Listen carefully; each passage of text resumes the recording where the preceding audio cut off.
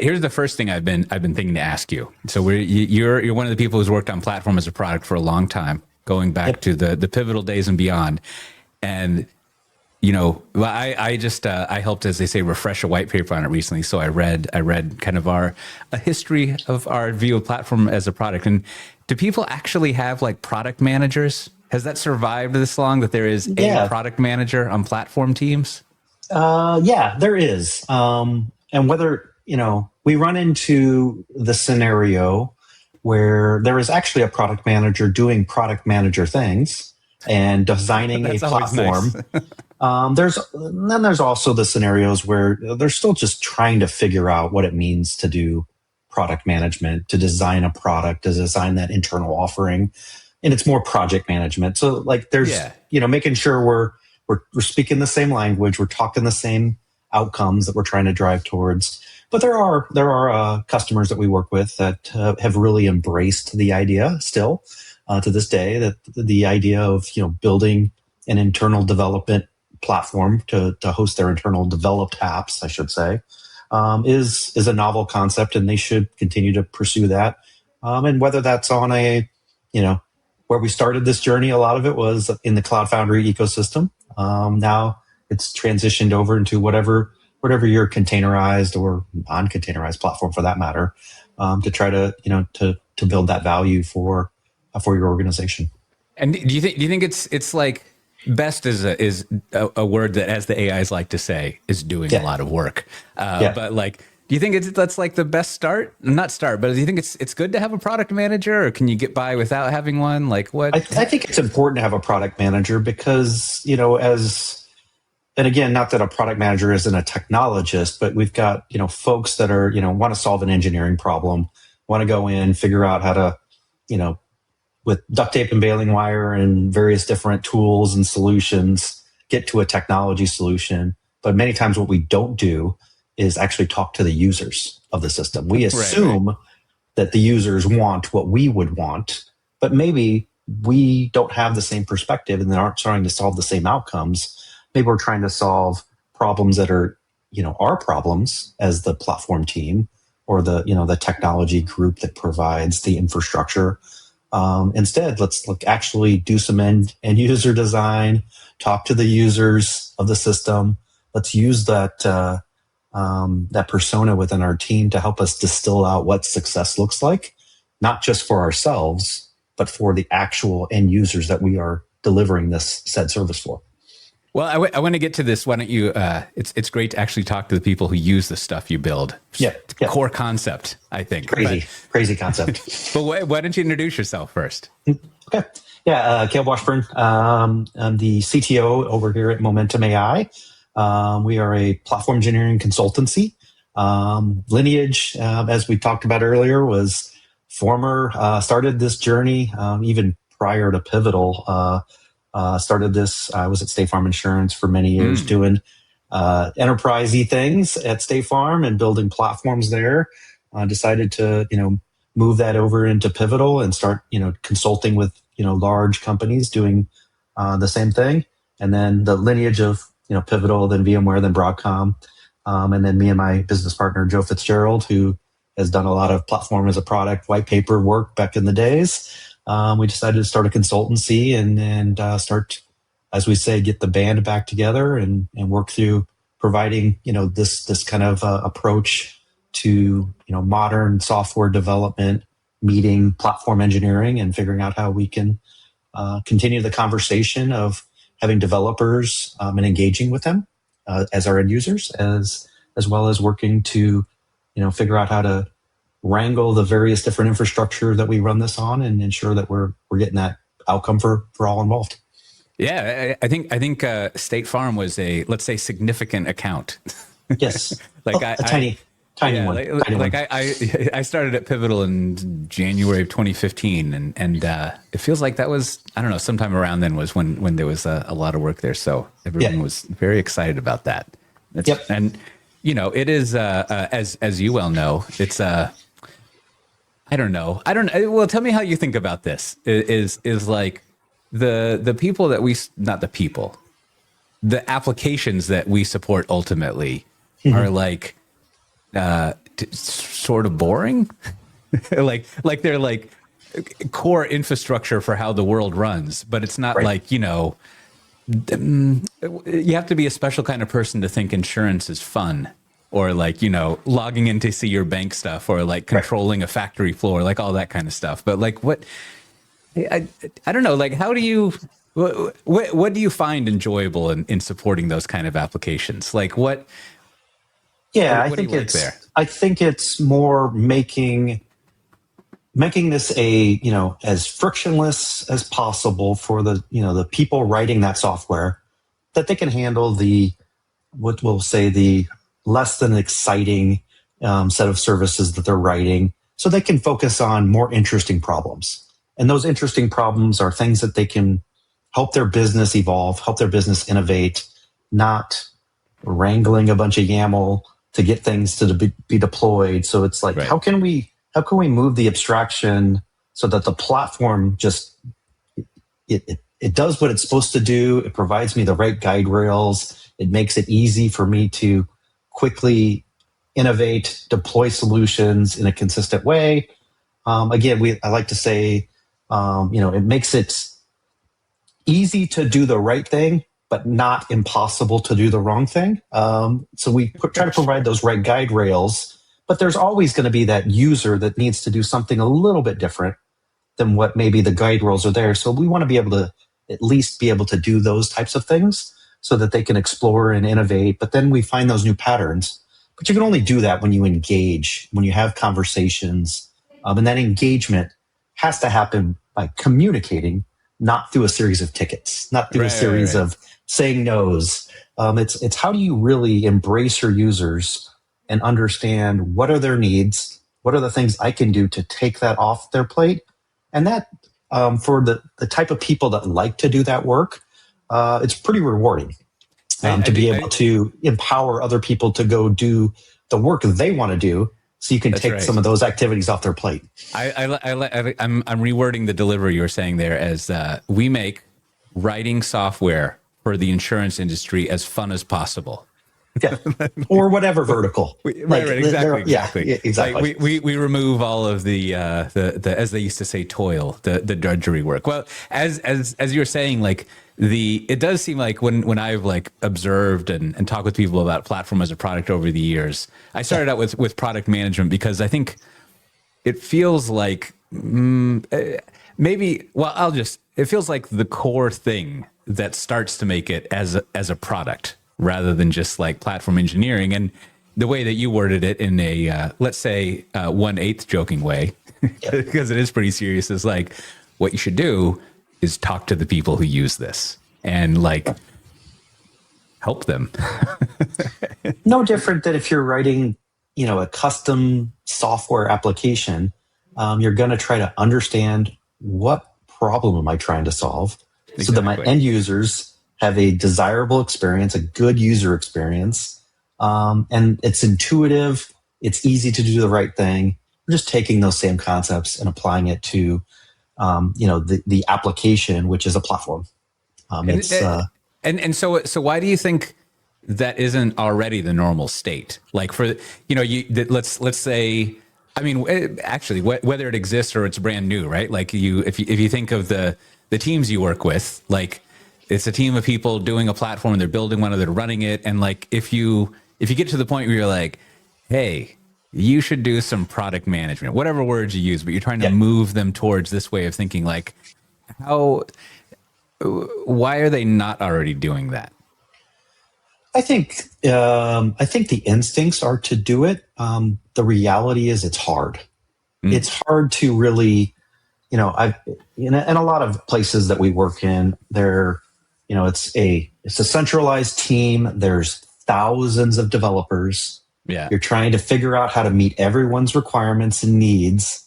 And it's really hard to distill that down to, how do I get started on this? How do I provide that value of that MVP? Again, no different. We're using software development, methodologies here. How do we release something to our users, get feedback about it, and adapt and react? But also at the same time, putting our users first, not so much our own internal technology needs.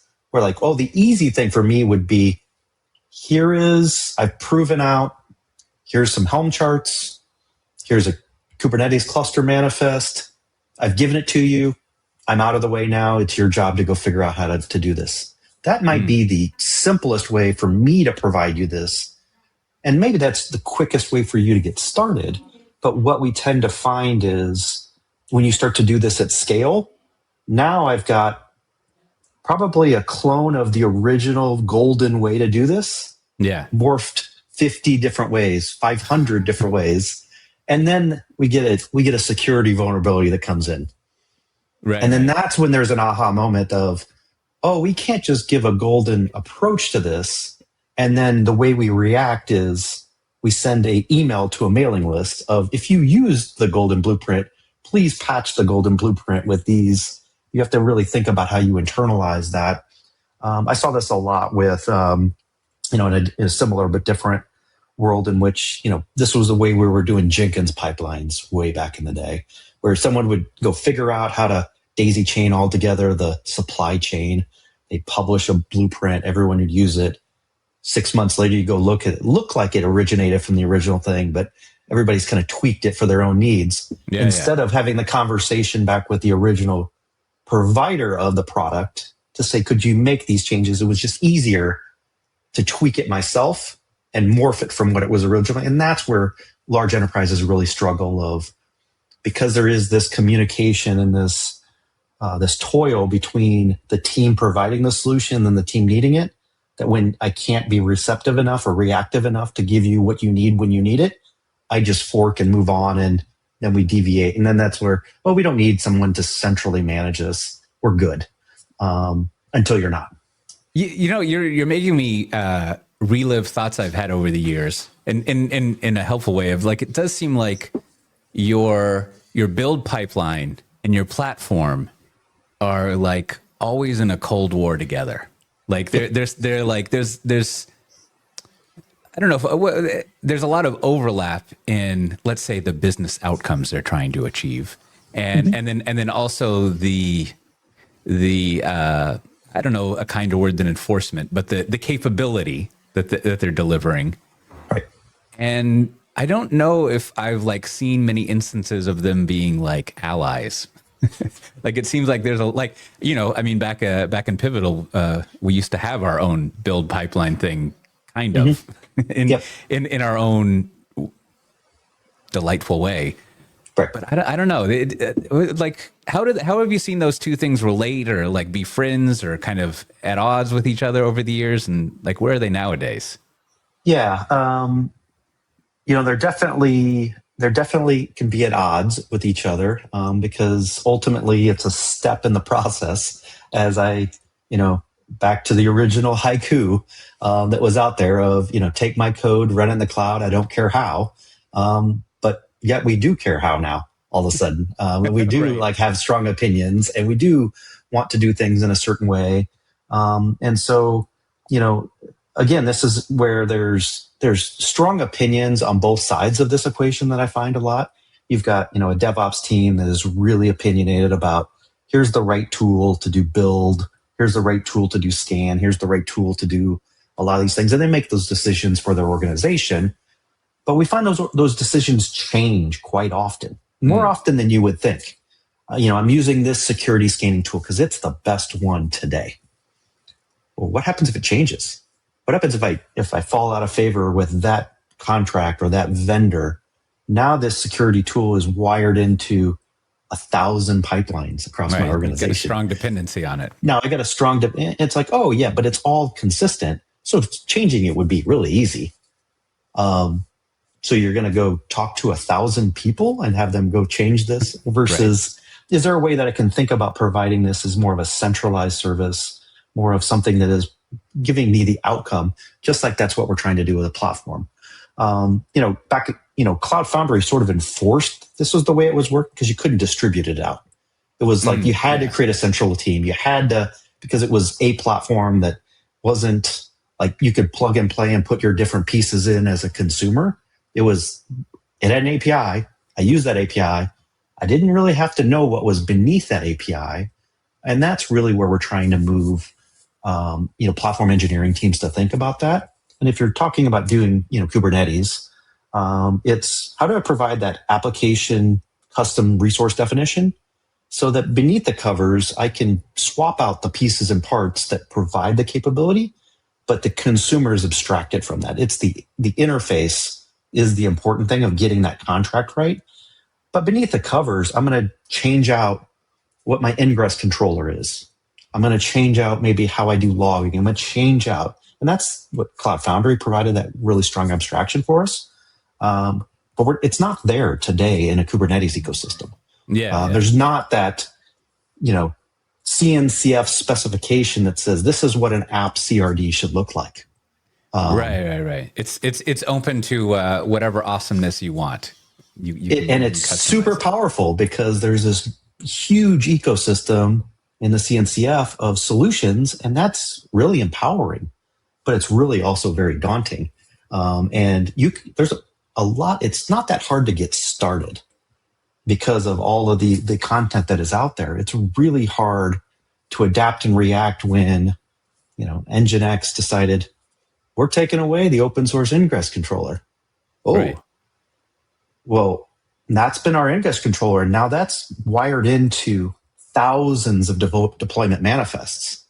While should be a fairly simple change to pull that out, now it's an initiative to go pull it out, because now I have to coordinate with all the teams to get off of this, or there's a security vulnerability in a version of something. You have to coordinate with so many teams to go do this because I'm not providing that as a encapsulated service for our organization. That's where we believe that the product management and distilling this out into the surface area that you should care about when you deploy your apps is, here's my image, here's the concerns that I need to have, or that I do have, how the platform team is deciding to, what underlying technology they're deciding to provide that solution with should be at some level abstracted away from me as a developer.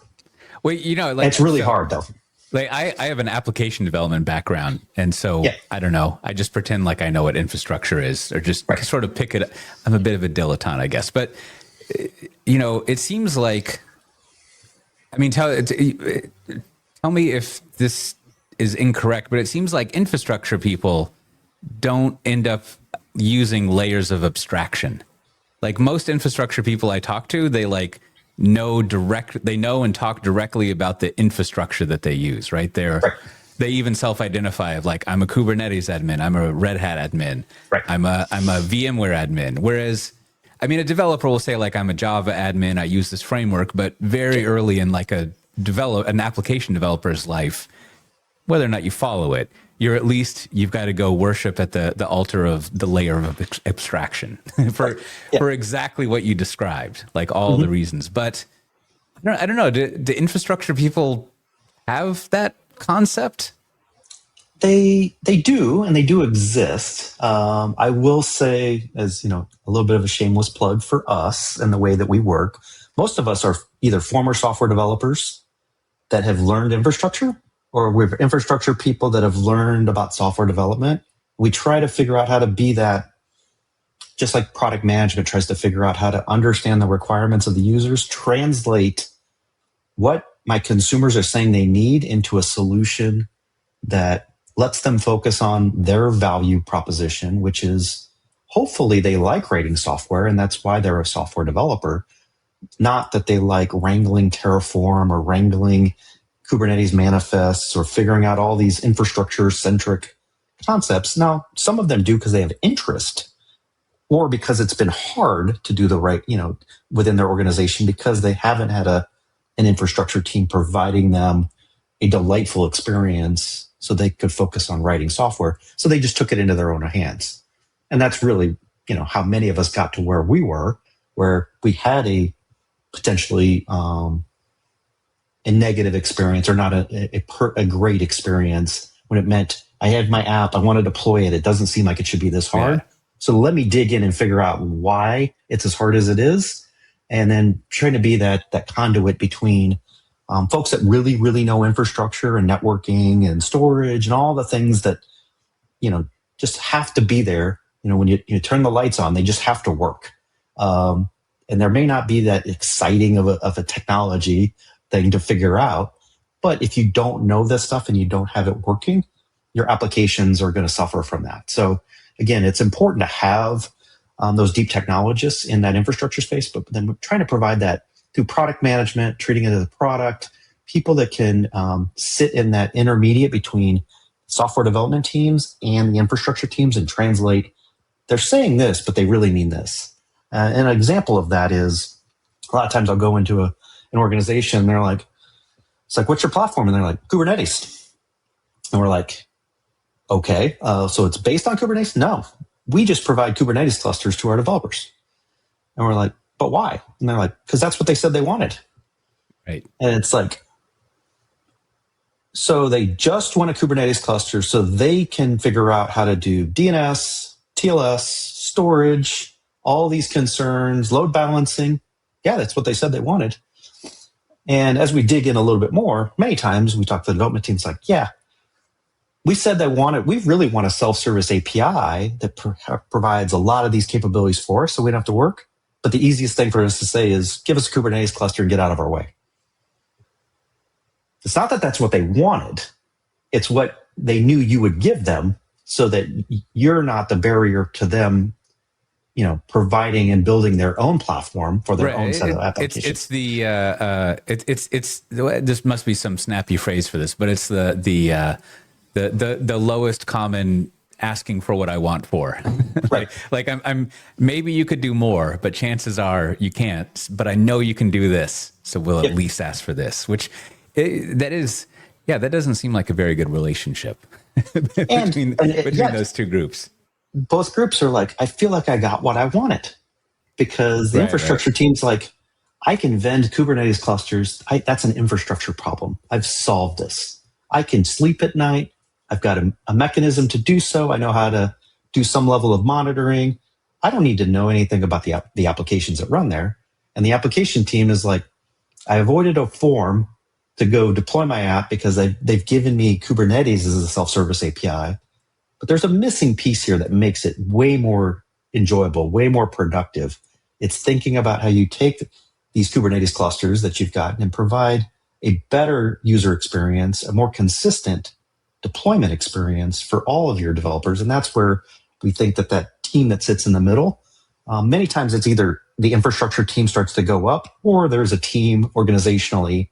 And it's no different than, again, back to the Cloud Foundry days. We would find the vSphere administration team and say, we're going to deploy Cloud Foundry on this. What we need is a service account and we need this. And they're like, we can give you a vCenter. We can give you a service account. We don't know what you're going to put on top of this, but we don't care. But then we can provide a platform. But then once you started to get more and more applications, that capacity grew. We avoided a conversation maybe with a security team, maybe with somebody else, because we were about getting velocity and getting something deployed. But we deferred that day two conversation.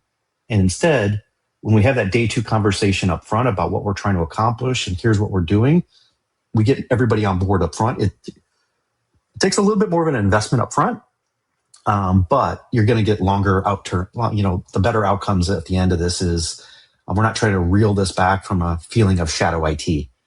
There's a lot of shadow IT that gets out there that drives a lot of productivity, but then eventually gets pulled back into the fold of, we got to go through, this isn't adhering to our change process. This isn't adhering to our security best practices.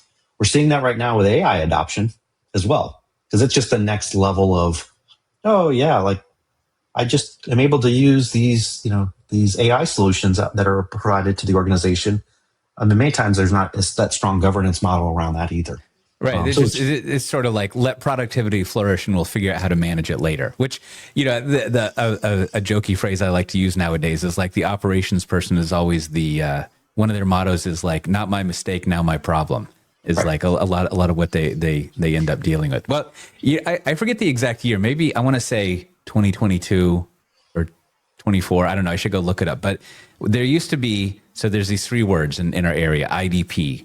I don't know if they exist so much anymore. And that used to mean internal developer portal. But now everyone says internal developer platform because there was almost like I think IDP was just like backstage. is pretty much what was going on there. But what is like what's your accounting of like the portal thing? Like it seemed like it morphed pretty quickly just back into platform. Was this just like, are there still portals out there, or like there are still portals? There are still still organizations that have invested in whether it's Backstage or it's they've built their own solution, or there's other technologies that provide this internal developer portal. But ultimately, a lot of what we were initially seeing is these were created to abstract away the lack of APIs to go do it. And they were essentially building a UI-driven experience to orchestrate, hey, I need to start a new software project. I need a Git repo. Well, I mean, there's probably an API to create that, but like nobody's really exposed that in a way that's semi-consumable. So there's a way to do it now in the self-service portal. Oh, now I need tenancy to deploy my app, or I need a CI/CD pipeline for that Git repo. I can orchestrate that via this portal experience. So the portal became the human API to getting all these things done, which was good because it helped with productivity. But now when you start thinking about how we've evolved a little bit, now the human is not maybe involved in this initial project setup. Now it's I'm orchestrating with an AI agent that I want to go build a new product. I need to orchestrate a series of APIs, and those APIs are through a UI today of clicking through and giving me the capabilities that I need. And a lot of times there is APIs under the covers. They just may not be exposed in a way that lets me orchestrate my way through.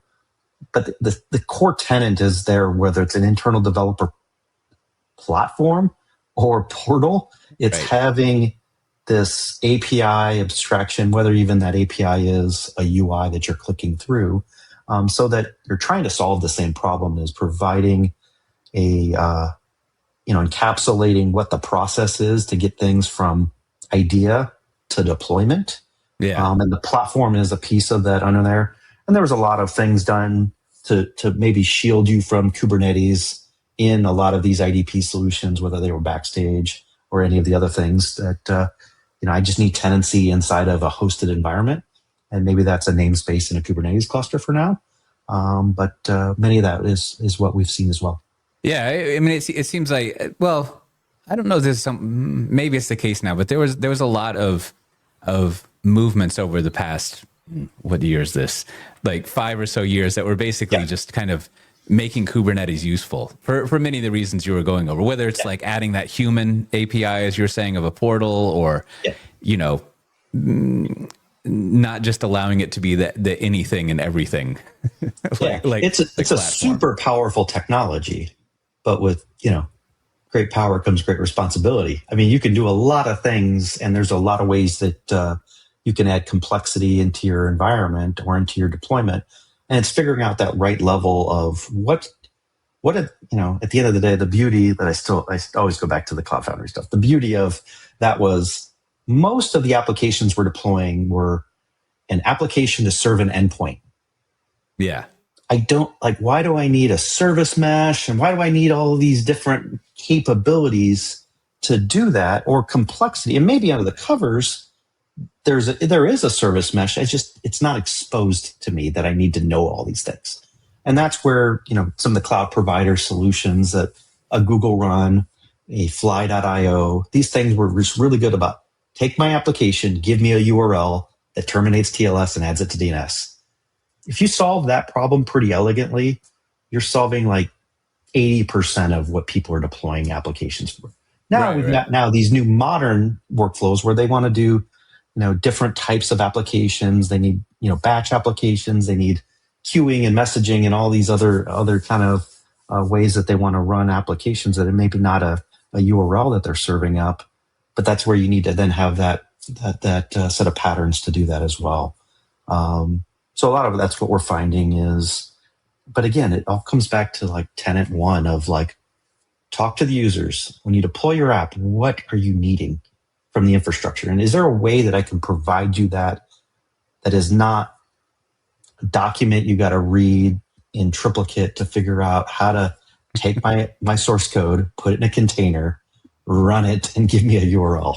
Well, to that end, so like, yeah, and back to that story of just asking developers, just asking infrastructure people for Kubernetes. How have you seen like platform teams win over the trust so that the developers would ask them for something more? Because one of the things I'm thinking that as you're talking is, you really just need a database and a place to run your UI layer. And Yep. I could give that to you if you trusted me to give it to you. Right. Yeah, I think it starts with an engaged group of people wanting to understand what can I do to take things that you do today off of your plate so that you can focus on the things that are only you can do.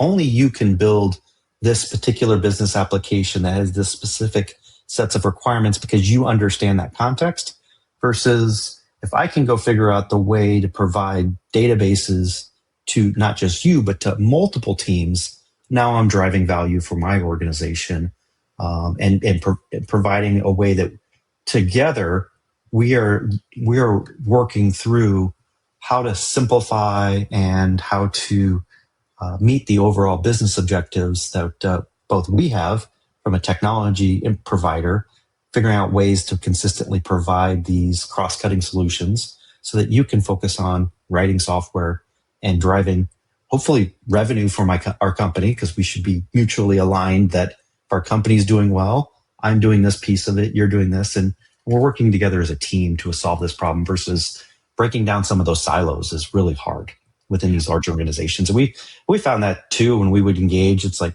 do you know who your developers are? They're like, we've never talked to those humans ever. Well, yeah. How do you know, how do they contact you when they have issues?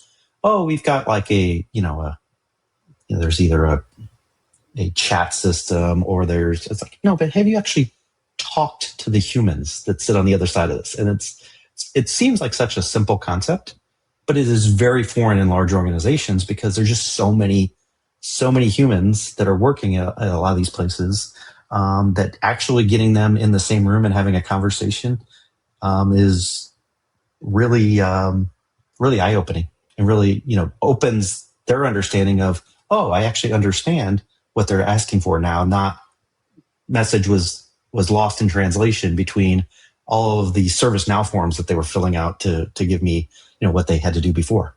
Yeah, I mean, it seems like despite almost 2 decades of like trying to break down silos, and I'm sure there was lots of time ahead of that, right? Yeah. I mean, I'm sure you could go back to like COBOL talk, and it's like all we need to do is break down the silo of the users and the computer people. But there's a lot of work that all the DevOps people did to like solve this problem, and then like we're still, at least maybe in enterprises, large non-technology companies, we're still there where, you just don't have people talking with each other to, let alone like, what you're describing initially, at least to kind of win back this trust seems like, and it matches what I've heard people doing, is a very consultative role that the platform people have, where you're actually like working with people. Like it's, I was barely there at the time, but I remember all the extreme programming stories. It was like we actually had the customer, the internal customer in the room with the developers doing stuff, which is like this ideal place to go towards. But yeah, it's not really how IT is run, like at all, to do that, which is, right. On the one hand, here we all are alive, everything's fine. But on the other hand, it's like also not the optimal way to run. It's a weird situation. Yeah, it's just taking a service mindset, and it's like it's common in our everyday life, but yet we don't really a lot of times apply it to how we provide IT services. It's like if you had a menu and no one ever bought anything off the menu, would you view that as a successful restaurant? Right. And most people would be like, that's crazy. Like, well, then how do you know what to put on the menu? Well, we survey like people that like food, and we figure out like what we should put on our menu. And when when all of a sudden people stop coming to the restaurant, we reevaluate what should be on the menu, or we go out of business. Though what we find is that as many of the users in an organization are held hostage to, there's only one menu, and you're going to eat this whether or not you like it or not. And it's changing that dynamic away from, why don't you engage with these providers in your organization? And many times the answer is, we've tried, and the answer is always no. Right. Versus the first time you engage and the answer is, it's not yes, but help me understand what problem you're trying to solve so that we can think about how I don't want to be dictated what solution you want. I want to collaborate with you to provide a better way of solving this problem that meets both our infrastructure and compliance and security needs, because that's our job. We got to figure that out. So we have to answer to that, while I also provide you what you need so that you can focus on the things that you want to be able to do to drive the velocity of change for your application deployment. And whenever that moment happens, it's usually, back to the original question, it's usually some person that can organize and get people in a room to talk through these conversations and distill out, you're saying A, so you mean B, and like, what's the right answer here? And it's usually a product manager type personality that is bringing people together, extracting requirements, extracting needs, figuring out how to design a solution with the technologists that they're on their team to do this, so they can provide something up to their organization that is a delightful menu item that many people want to start consuming. So when I was working on this paper, I think it probably was started to work on in like 2015. The first time it was published is 2016, which I guess is 10 years or so. And especially given where you started at State Farm and all the work you've done since then, when you look at like platform teams that have, let's say, lasted, not that they're out there expiring all the time, but have lasted like at least 5 years. Like what are the out years of what do they look like for a platform team? Like, do you the activities at the beginning, winning over the trust, consultative stuff, building stuff, and does it change, or like what do you end up? What's the maturity cycle, to use a big fancy word there? Yeah, it does change. When you're building it, it's very exciting. When you're building something, you're trying to solve a problem. You're building, net new capabilities in your organization. You're building, new mind share, new approaches to solving problems. And then you get into this kind of steady state model of like, now you have to maintain it. Now, like that's getting the ball rolling is the fun part of the project many times. How we sustain that is then, continuing to make sure we're not treating this like a project. It's not a project where we go get all the requirements, we go build the thing, and then we're like, we've achieved success. Everyone can just hold it at 10 and 2 and keep this thing moving. Bringing that product mindset into, all right, we've delivered an iteration of this. How do we now continuously adapt this? Because the current underneath us is changing. The technology is changing beneath us. As I mentioned, there's CNCF projects that are coming along. There's deprecation of things. Users have new requirements. They're trying to build new applications with new capabilities. If you kind of treat it like a project and not like a long-lived product, that's when we find that you kind of hit that cliff. And especially if you've taken like all the people that have built it and say, you've done really great for the organization, now go solve a different problem for us. Right. And there's others that are going to backfill for you to like whatever. You are the tiger team. You're the group that's going to go solve hard problems for us. If you don't at least keep some of that original mind share in place and then build the next group of people that understand why we did the things we did, that's when it starts to decay a little bit. And then people start to ask the questions like, this is really hard. Wouldn't it just be easier if we just gave everybody their own Kubernetes cluster and got out of the way? And that's where I've seen like successful platforms. All of a sudden you go back and then you're like, but you had this really great thing. Why did we revert to this? It's like, well, I found it was really hard. And it is hard. And it does require discipline. It does require constantly evolving, constantly thinking about how you provide, no different if you wrote software at any point in time in your career. If I provide an API, how do I make sure that that API does the same thing if I swap out all the underlying technology? And it seems simple at the surface. But many times, if we've ever used an API, version 2 is like, it does the same thing, but now all the inputs are different. And it's like, oh, but that's very disruptive to what it would mean for me or one of the 10,000 teams that are trying to deploy things using that same API. Yeah. But it's like, but it's just easier for me. I just changed the API. Everybody should just adopt. There's one interesting, one way to, you're saying something interesting there, and one way to reword it is kind of like the Java approach to evolving, which is you have to have backwards compatibility, but you also need to add new features. And a lot of that backwards compatibility, usually it's sort of like you can pick one, right? Like with the way that it feels like not only infrastructure people, but developers kind of do this too, is I imagine if you want to have like a long-lived, keep getting the benefits of a platform, you need to have that mentality, like you're saying with an API, where like you can't exactly just ship something new to solve a new problem. You have to figure out how to evolve what you have and keep adding features and changing things and like modifying it, just like you would with a long-lived piece of software. Whereas, yeah, like, people always complain about like maintenance. Like, I don't think anyone ever says something's in maintenance mode when they're happy. It's only a negative thing. But it is, if you do get, I guess maybe one of the things people mean by maintenance is we just have to make sure this thing stays up and running, and we might need to install a new version of it, but we never really like improve it. It just kind of sits there. Yeah. And again, there's organizational approaches to this that I find, is beneficial as well. That if we do have to go create a new thing, why don't we make the team that has the old thing also have the new thing? Because then they think about, now we don't have two competing offerings within the same organization. We're thinking about how I evolve my end users that used old thing to start using new thing.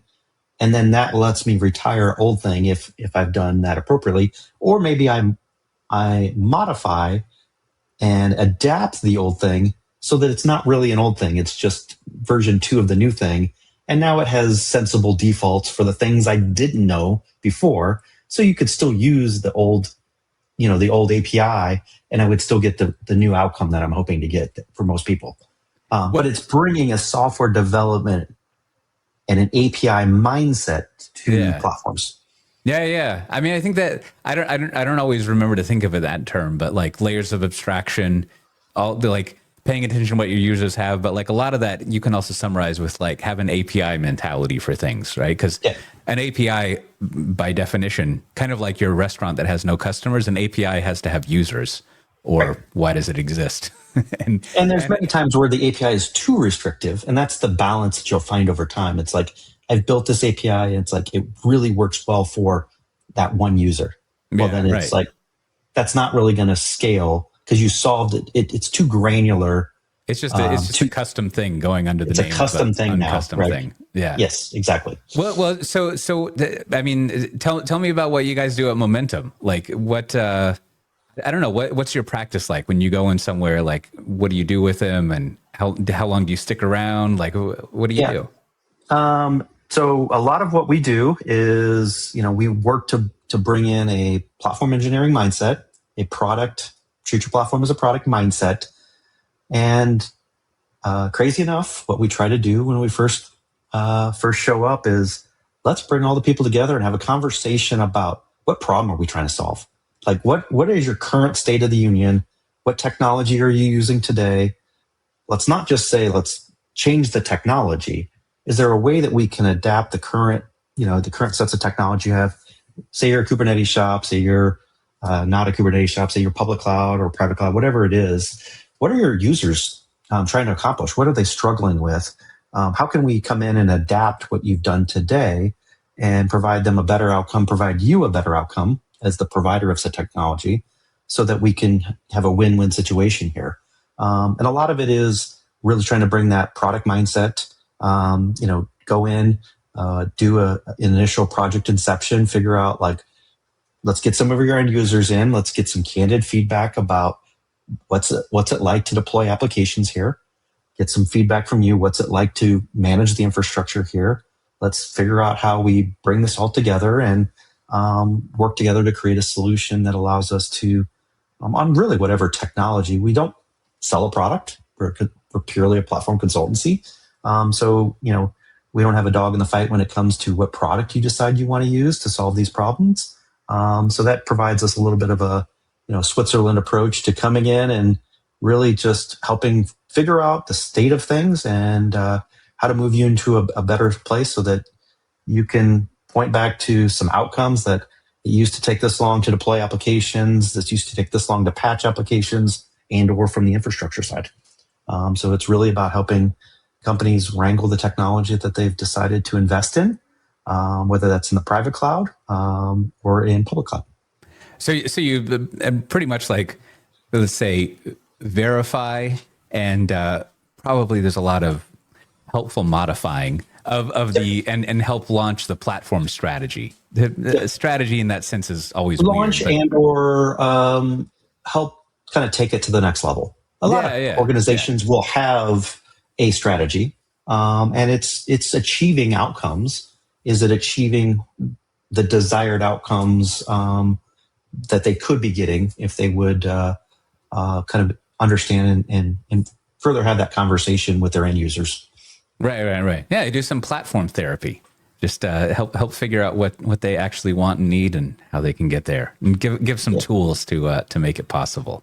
Yeah, and a lot of it is, while we're deep technologists, many times these are not technology problems. A lot of times they're people, process, communication, getting people aligned on what are the right goals, what's the right level of abstraction that team A should be providing to team B. Yes, we're using technology as the solution there, but many times it's really just having open, honest conversations about, let's figure out the right thing for your organization. And it may mean that there's organizational change that needs to occur. There's roles and responsibilities that need to occur, new roles that need to be created, like a product manager, that you might want to instill within your organization to help chart this course for you. So do you yourself or just Momentum? Do you have a homepage on the World Wide Web you would send people to check out more things? Yeah, we definitely have a website. We are MomentumAI. We could give you a link to that. Long worded domain, as there are many domains out there now. But yeah, we've got a lot of case studies out there about things that we've done. Kubernetes consultancy, Cloud Foundry consultancy. You got VMs today and that's working for you. That's great. If you don't want to leverage Kubernetes, don't want to leverage Cloud Foundry, you want to leverage some of the public cloud abstractions, can help you with that. Or if you just are struggling to figure out where to go next, happy to always help and engage with us, and we can help you kind of figure out how to go in whatever direction you want to go.